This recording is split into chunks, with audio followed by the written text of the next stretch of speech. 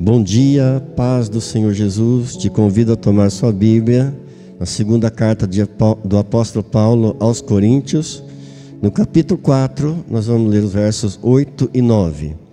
E diz assim a palavra de Deus. 2 Coríntios, capítulo 4, versos 8 e 9. Em tudo sois atribulados, porém não angustiados, perplexos, porém não desanimados, perseguidos, porém não desamparados, abatidos, porém não destruídos. Oremos ao Senhor. Querido Deus, graças por essa palavra. Pedimos a iluminação do Teu Espírito Santo. Dai-nos entendimento, discernimento, capacitação. Perdoa, Deus, nossos pecados nessa hora e ajuda-nos em nossas fraquezas, Pai. Te damos graças por esse momento e proibimos Satanás e os demônios de qualquer interferência nesse momento de oração, de meditação na palavra de Deus. Amém. Glória a Deus. Eu tenho percebido que nas conversas entre cristãos, nos bate-papos, nas conversas informais entre os crentes, sempre surge um tema, parece inevitável: o sofrimento do cristão. E perguntas inevitáveis também sempre surgem: por que o cristão sofre? Por que o crente fiel sofre? Por que pessoas boas sofrem? Por que criancinhas inocentes morrem de câncer? Por que criancinhas inocentes morrem de fome? Por que criancinhas inocentes pagam com suas vidas pelos erros dos adultos? São perguntas que brotam inevitavelmente sempre que falamos das coisas de Deus. E nós, muitas vezes respondemos: olha, Deus tem um propósito em tudo. Mas isso não satisfaz. Ou às vezes dizemos: Deus está no controle de todas as coisas. Mas isso também não satisfaz. Ou às vezes ainda dizemos: olha, para muitas dúvidas que nós temos aqui nessa vida, nós não temos ainda uma resposta. Teremos lá na glória. Mas isso também não satisfaz. As pessoas querem mais conteúdos, elas querem uma resposta mais eficaz, uma coisa que satisfaça a curiosidade. Uma coisa eu sei, eu tenho uma convicção. Deus colocou isso no meu coração há muito tempo. Para cada criança inocente que morre nesse mundo, é um anjo a mais que haverá no céu. Uma criança inocente que morre por conta dos erros, dos pecados dos adultos, a melhor coisa seria mesmo ela ir para a glória, ir para o céu e ser lá no céu um anjinho a mais. Esse texto traz algumas lições para nós preciosíssimas. E a primeira delas é que Deus estabelece limites no sofrimento. Essa é uma boa notícia. Isso está em perfeita concordância com a primeira carta de Paulo aos Coríntios, no capítulo 10, no verso 13, onde diz que Deus é fiel e jamais permitirá que sejamos tentados ou provados além da nossa capacidade de suportar. Pelo contrário, juntamente com a tentação, o Senhor nos proverá o livramento. Então a primeira boa notícia aqui é essa: Deus impõe limites no sofrimento. Grave bem isso. Em tudo somos atribulados, porém não angustiados. A tribulação, sim. Angústia, não. A tribulação, todo mundo sabe, é um aborrecimento, uma aflição que vem, um tormento, uma tristeza, um desgosto, uma adversidade. Tudo isso vem até um limite. E o limite é a angústia.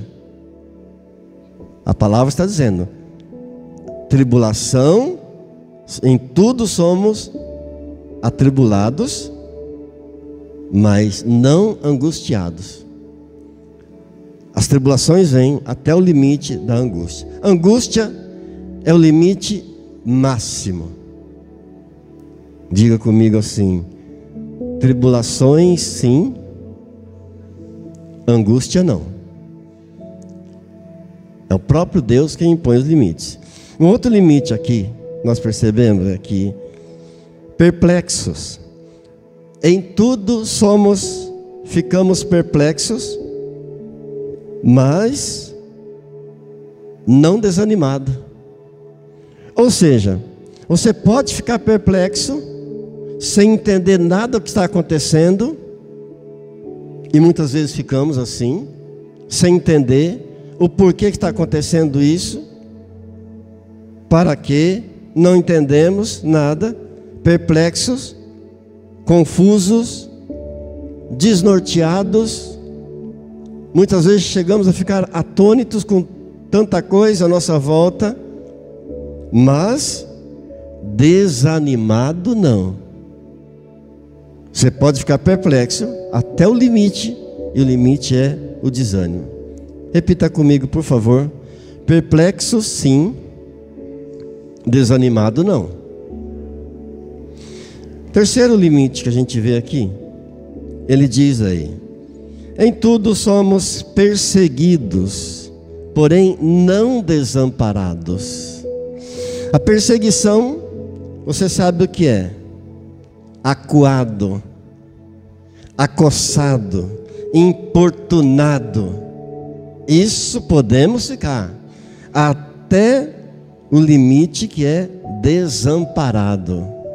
Desamparado, não. Até antes de ficar desamparado, podemos ser perseguidos, podemos sermos acuados, assolados, acossados, importunados, mas desamparados você não vai ficar. Deus vai te guardar. Amém? Você pode estar perseguido até esse limite. O quarto limite que nós vemos aqui: em tudo somos abatidos, ou seja, cansados. Mas vem o limite máximo, que é destruídos não. Você pode repetir? Abatido sim, destruído não. Abatido, cansado, desgastado. Quantas vezes nos sentimos assim? Moídos, porém não destruídos. Esse é o limite máximo. Deus impõe limites no nosso sofrimento. Então temos aqui 4 limites: atribulado sim, angustiado não, perplexo sim, mas não desanimados, perseguidos sim, mas não desamparados, abatidos sim, mas não destruídos. A tribulação, o ser humano pode viver em tribulação. Qualquer ser humano pode viver uma vida de tribulação. Temos estrutura para isso. Deus nos fez assim. Mas angustiado não. O ser humano não pode viver uma vida toda angustiada. A Bíblia fala para nós em Efésios capítulo 6 do dia mau. Todos nós sabemos que existe o dia mau. Lá em Efésios 6, a palavra de Deus nos diz assim: quanto ao mais, irmãos, fortalecei-vos no Senhor, pelo seu soberano poder. Revesti-vos de toda a armadura de Deus, para que possais resistir às ciladas do diabo. Pois não é contra homens de carne e sangue que temos de lutar, mas contra os principados e potestades, contra os príncipes deste mundo tenebroso e contra as forças espirituais do mal, no dia mau, no dia da maldade. Então ali em Efésios 6, a Bíblia fala que nós temos um dia que é chamado o dia mau. Atribulado, todos nós podemos viver. Angustiados, não. Romanos 5 também nos diz: assim como por um homem entrou o pecado no mundo, e pelo pecado a morte, assim também a morte passou a todos os homens, porque todos pecaram. Portanto, a tribulação entrou no mundo no dia em que o homem pecou. Lá no Éden, o homem pecou, entrou a tribulação. E a Bíblia diz que todos pecaram, o pecado passou a todos. Qual é a maior prova de que nós somos pecadores? A prova que o homem é pecador é que o homem sofre, o homem sente dor e o homem morre. Essa é a prova que somos pecadores. Se você não sentisse nenhuma dor, se você não sofresse nada, se você não morresse, você não seria pecador. Então a prova que somos pecadores é isso daí. Lutas, tribulações, adversidades, todas essas coisas estão inseridas na vida humana, fazem parte da vida humana. Querendo ou não, a tribulação está na nossa vida. Gostando ou não, querendo ou não, tribulação é inerente à vida do ser humano. Faz parte, não tem jeito. Agora, uma verdade maravilhosa que nós temos aqui, uma verdade extraordinária, é que as lutas, as tribulações, as adversidades, Deus as utiliza para corrigir seus filhos. Não é que Deus provoca as lutas, não é que Deus provoca as tribulações, não é que Deus provoca as adversidades, mas Deus pega essas coisas e Ele utiliza delas para nos corrigir, para nos disciplinar. Amém? O Salmo 119, no verso 71, diz claramente, o salmista diz ali: foi-me bom ter passado por aflições, porque aprendi a tua lei. Ele está dizendo que foi bom passar por aflições. É gostoso alguém passar por aflições? Claro que não, ninguém quer. Mas quando o salmista está dizendo, foi bom eu ter passado por aflições, porque aprendi a tua lei, ele está dizendo, ó Senhor, doeu. A coisa foi feia, doeu muito, mas foi bom, porque eu aprendi a lei do Senhor, aprendi os teus decretos.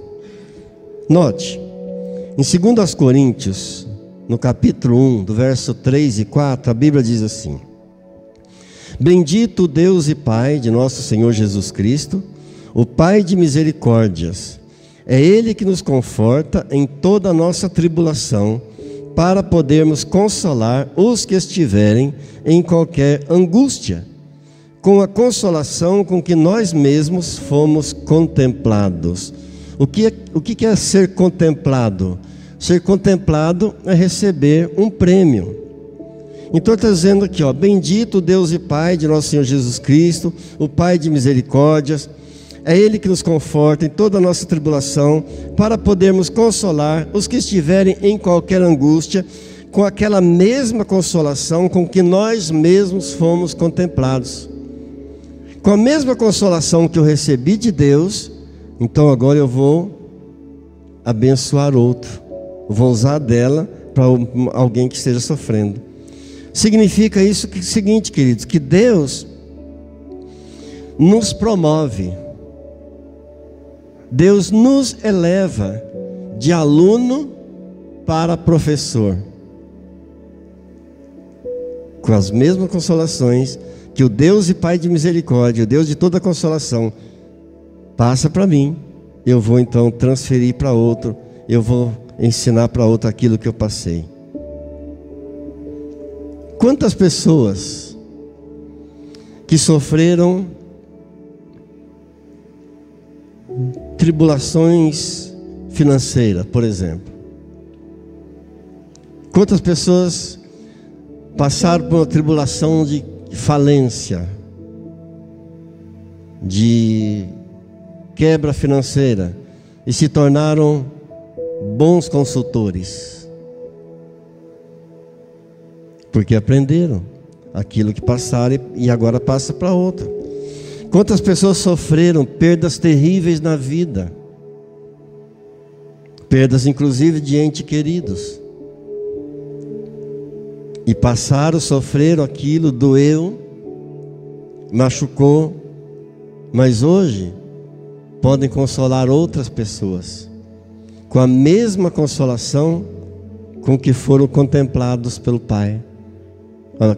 Aquela mesma consolação que recebeu do Pai, hoje pode abençoar outro. Então a tribulação nos leva a patamares mais altos. Amém. A tribulação nos promove, nos leva a patamares mais altos, para então nós podermos abençoar outros, para fazermos a diferença na vida das outras pessoas. Por isso que ela existe. Lá em Romanos, no capítulo 5, no verso 3, a Bíblia diz assim: nós nos gloriamos nas próprias tribulações. Paulo está dizendo que ele se alegra nas tribulações. Nos gloriamos nas próprias tribulações, sabendo que a tribulação produz perseverança. A perseverança produz experiência. A experiência produz esperança. Então, uma coisa vai gerando outra coisa melhor a partir da tribulação. A tribulação produz a perseverança ou a paciência. Algumas versões dizem paciência em vez de perseverança, é a mesma coisa.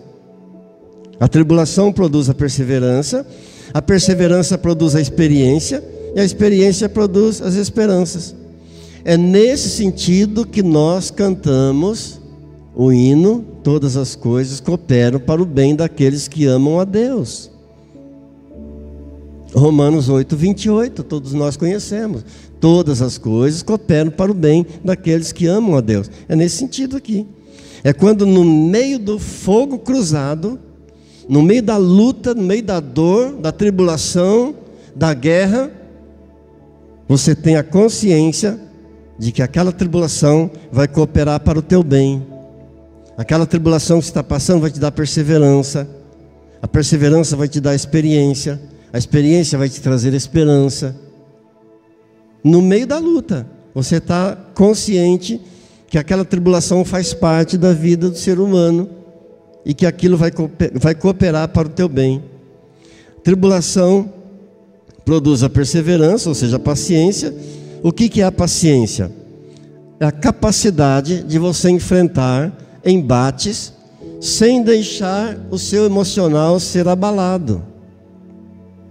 Essa é a paciência, essa capacidade que Deus dá de você enfrentar uma luta terrível, enfrentar uma guerra, uma batalha, e o teu emocional, teu equilíbrio emocional, não ser afetado, não ser abalado. Amém? Glória a Deus. A perseverança ou a paciência é a capacidade de resistir uma guerra, resistir uma batalha, sem perder o controle. Você sabe que você está no meio de uma guerra, você está enfrentando uma batalha terrível, mas você não perde o controle. teu emocional está equilibrado, você está no controle. E quem produz isso? A tribulação. Tribulação produz perseverança, ou seja, paciência. Você vai estar no meio do conflito, mas seu controle emocional está equilibrado, você não perdeu o controle de nada. Diga graças a Deus. A tribulação vai levar você a um nível mais elevado, a um nível espiritual mais alto, de uma comunhão mais íntima, mais profunda com Deus, de uma busca mais intensa por Deus. A tribulação vai preparar o teu coração para lutas maiores. Lá na frente, você vai olhar para a luta que você passou, você vai falar assim: foi fichinha, passei tranquilo. Davi aprendeu bem isso, essa questão de que a tribulação vai preparar o teu coração para umas lutas maiores. Davi aprendeu muito bem isso. Por isso ele diz no Salmo 23: ainda que eu ande pelo vale da sombra da morte, ainda que eu ande pelo vale da sombra da morte, não temerei. Estou no controle. Estou com o meu emocional equilibrado. Eu sei que Deus está comigo. Paulo também aprendeu muito bem essa lição. Em 2 Timóteo capítulo 1, verso 12, ele diz assim: eu sei em quem tenho crido. Está no meio da luta, está no meio da batalha, no fogo cruzado, mas a pessoa está dizendo assim: eu sei em quem eu tenho crido. Eu sei que Ele é poderoso para me guardar, para guardar os meus depósitos até aquele dia, até o dia que eu tiver que encontrar com o Senhor. Eu sei em quem eu tenho crido. Glória a Deus. Então a tribulação produz perseverança, que é paciência. A paciência produz experiência. E o que seria a experiência? É que você vai aprender a controlar as suas emoções. Experiência vai te dar essa sabedoria, essa capacidade para você controlar os seus impulsos, para você controlar os seus traumas. A experiência vai te capacitar para isso, porque você vai ter que aprender a esperar. E é fácil a gente esperar? Claro que não. Ninguém gosta de esperar. Mas a experiência faz a gente aprender a esperar.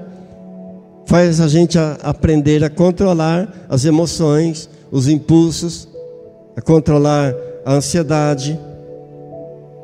Você vai dizer: olha, eu já passei por tudo isso. Já passei por tudo isso. Lá na frente você vai dizer: já tenho experiência de tudo isso. Você vai adquirir experiência. A experiência leva à esperança. E o que seria a esperança? Uma confiança perseverante no futuro. Isso é confiança. Você persevera com confiança no futuro. Você não desespera. Você sabe que Deus está no comando, que Deus está no controle. Você sabe que Deus tem um tempo determinado para cada coisa debaixo do sol. E que nada acontece fora do tempo. Que Deus não se atrasa nunca. Que tudo que acontece, acontece por um plano dele, por um propósito dele. E lá na frente você vai dizer assim, olha, eu já tive essa experiência. Agora, se vierem outras tribulações, você vai saber como sair delas. Porque você já passou, já teve experiência, você já está em outro nível, você está num nível mais elevado. E Paulo aprendeu bem isso. Ele diz em Filipenses capítulo 4, verso 11: aprendi a viver contente em toda e qualquer situação. Ele não sabia. Ele está dizendo assim: eu aprendi. Ele teve que aprender. Eu aprendi a viver contente em toda e qualquer situação. Tanto sei estar humilhado, como também honrado. Em toda e qualquer situação, em todas as circunstâncias já tenho experiência, tanto de fartura como de fome. tanto de abundância como de escassez. Eu tudo posso naquele que me fortalece. Glória a Deus. Eu aprendi a viver contente em toda e qualquer situação. É isso que nós precisamos orar e pedir a Deus que nos dê essa graça em nome de Jesus. Agora, outra nota importante aqui.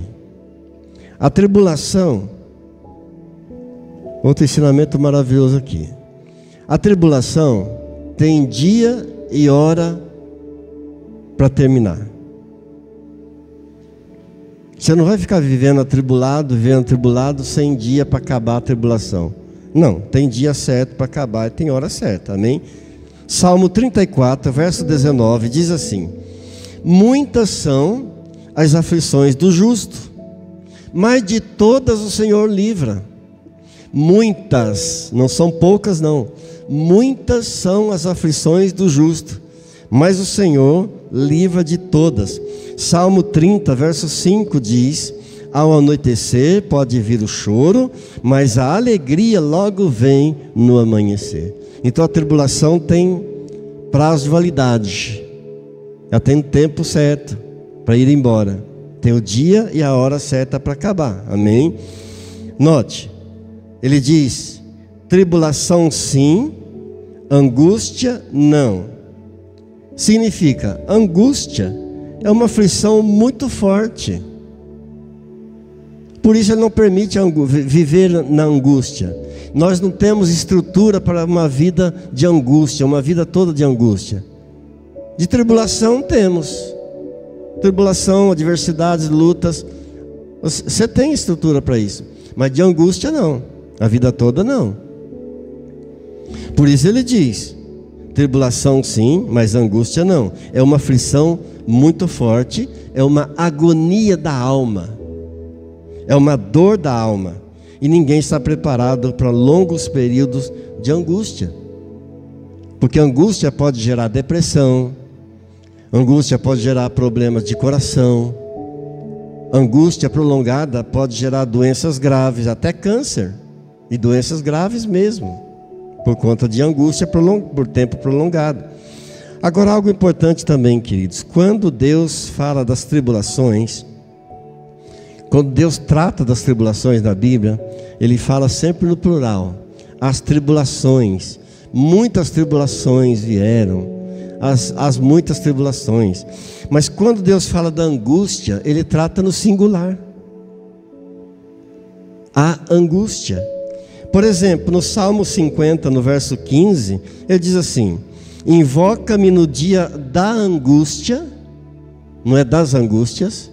Invoca-me no dia da angústia e eu te livrarei e tu me glorificarás. No livro do profeta Naum, no capítulo 1, no verso 7, a Bíblia diz assim: o Senhor é bom, é fortaleza no dia da angústia, Ele protege os que nele confiam. É Deus quem livra.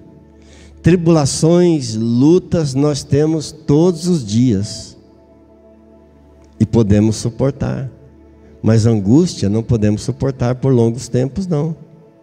Salmo 116, o salmista, quando escreve o Salmo 116, ele está numa terrível angústia, muito intensa mesmo. Então ele escreve assim, no verso 3: laços de morte me cercaram, e angústias do inferno se apoderaram de mim. Caí em tribulação e tristeza, laços de morte me cercaram. Olha o que a angústia significa: a dor, a agonia da alma. E ele diz no verso 4: então invoquei o nome do Senhor. É o nome do Senhor que você tem que invocar, tanto na hora da tribulação como na hora da angústia. Invoquei o nome do Senhor, ele diz no verso 4: ó Senhor, livra-me a alma. A angústia é tão terrível que tem a ver com a alma. Ó Senhor, livra-me a alma. Angústias do inferno se apoderaram de mim. E quando se fala do inferno, queridos, se pensa no extremo sofrimento. Quando se fala do inferno, se fala do último estágio de sofrimento que pode existir. E ele está em extrema angústia, clamando a Deus. Aí no verso 5 ele vai dizer assim: compassivo e justo é o Senhor, o nosso Deus é misericordioso. Achava-me prostrado, achava-me, já não me acho mais, porque invocou o nome do Senhor. Estava prostrado, já não estou mais. Achava-me prostrado e Ele me salvou. Então saiba de uma coisa. Aliás, você já sabe. Só recapitular para você, refrescar a tua memória. Grave bem isso aí. Há um Deus, nós temos um Deus. Se você entregar totalmente a sua vida a Ele, reconhecendo a Ele como teu único Senhor, teu único Salvador da sua vida, o dono da sua vida, Ele te livra de todas essas angústias aí. Ele te salva. Ele vai lá no último reduto da tua alma. Ele desce lá, aonde a psicologia não chega, onde a psicanálise não alcança, onde a psiquiatria não chega. Esse Deus poderoso vai lá no último reduto da tua alma e arranca a angústia, e arranca a tribulação, e arranca o mal, em nome de Jesus. Diga glórias a Deus, glória a Deus. E olha, até Jesus confirma que tribulação faz parte da vida do ser humano. É uma condição humana. Quando ele diz em João capítulo 16, verso 33: no mundo tereis aflições, mas tende bom ânimo, porque eu venci o mundo. Até Jesus confirma que tribulações, aflições fazem parte da vida do ser humano. Glória a Deus. Tribulação sim, angústia não. Outro limite: perplexo, mas não desanimado. Diga perplexo, mas não desanimado. É quando você está perplexo, quando você não está entendendo nada. Você está vendo que está acontecendo um monte de coisa, mas você não está entendendo. Você está confuso, você está desanimado, você está perplexo, você está perguntando por que isso está acontecendo, por que justamente comigo. Agora, perplexo, mas não vou me entregar. Não estou entendendo nada, mas não vou desanimar. Estou perplexo, não estou entendendo por que está acontecendo comigo, mas desânimo não vou permitir. Glória a Deus, glória a Deus. Jó é um bom exemplo disso. A Bíblia diz que Jó era um homem íntegro, reto, temente a Deus e se desviava do mal. E todo tipo de desgraça aconteceu num só momento. Nenhum outro homem nós encontramos na Bíblia que sofreu tanta desgraça num momento só, ao mesmo tempo. Você conhece a história de Jó.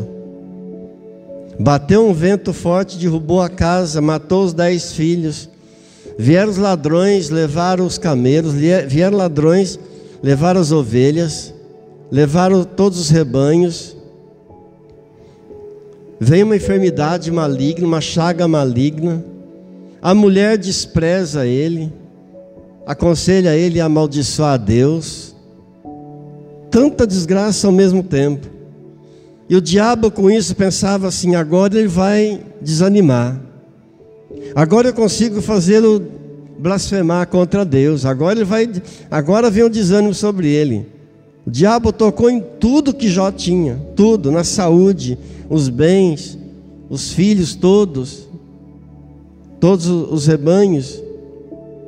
Mas no capítulo 19 de Jó, no verso 25, Jó diz o seguinte: eu sei que o meu Redentor vive e por fim se levantará sobre a terra. Quando o diabo tocou em tudo de Jó, Jó se prostrou e disse: o Senhor me deu, o Senhor tirou, bendito seja o Senhor. Ou seja, em nada ele blasfemou contra Deus. Por isso, perplexo sim, sem entender muitas vezes as coisas que estão acontecendo sim, mas desanimado não, de jeito nenhum. Amém? Talvez, quem sabe, Deus me colocou aqui nessa manhã, diante de alguém que esteja passando por situações assim. Coisas terríveis acontecendo, ou quem sabe alguém que vai estar vendo esse vídeo, assistindo esse culto em casa, esteja passando por situações parecidas. Acontecendo muitas coisas, você não está entendendo nada, você é honesto, você quer que as coisas funcionem, que dê tudo certo, e você pergunta por que tudo isso acontece, por que isso acontece comigo, como faço para resolver tudo isso? Saiba que você pode estar perplexo com tudo, mas não desanimado. Deus não vai permitir o teu desânimo, não, em nome de Jesus. Nunca desanime. Eu quero lembrar um pouco do que você já sabe, do que você é, no livro do profeta Abacuque. Ouça bem a palavra do Senhor.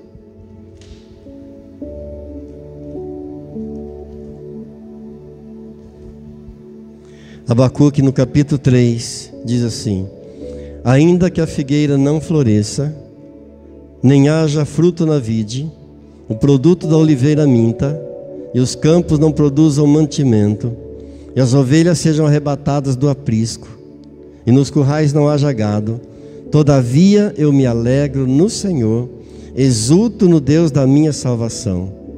O Senhor Deus é a minha fortaleza, e faz os meus pés como os da corça.